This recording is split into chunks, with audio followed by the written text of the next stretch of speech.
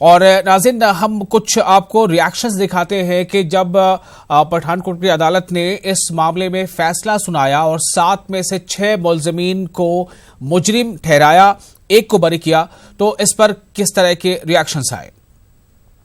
देखिए, हमने कहा है कि जो बच्चे छोटे हैं इसकी हमने हाई कोर्ट में एप्लीकेशन मूव कर रखी है कि वो अभी जुवेनाइल है। सेशन कोर्ट ने नहीं हमारी प्ली को माना, हमने हाई कोर्ट में अपील कर रखी है। हाई कोर्ट उसको मान लेगा तो वो बेचारा बड़ी सजा से छूट जाएगा। सांजी राम और दीपक खजूरिया, इनके ऊपर 120 बी, 302, 376, 328, 363, 201, 343 असॉल्ट करना, अबडक्ट करना, ये सारे भयानक दोष लगे। तो अगर केस आपके हिसाब से और हमारा वतन हिंदू, मुस्लिम, सिख, ईसाई भाई भाई की तरह रहेंगे। जो हमारा आने वाला टाइम है, किस तरह की प्रिपरेशन होनी चाहिए, जो ये बरादरी आनी चाहिए वापस कश्मीर के सर में जमीन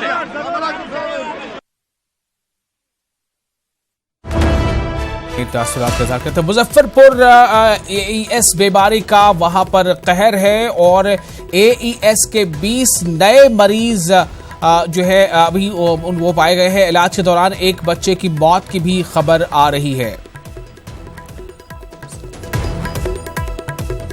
और बताया जा रहा है कि अब तक 20 बच्चों की मौत हो गई है। AES बीमारी की अलामतें जो है वो कई 72 बच्चों में पाई गई हैं और एक ताज़ा जो खबर है इस बारे में कि एक और बच्चे की इसमें मौत हुई है।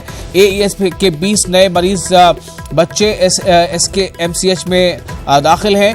इलाज के दौरान एक बच्चे की अभी मौत की खबर आ रही है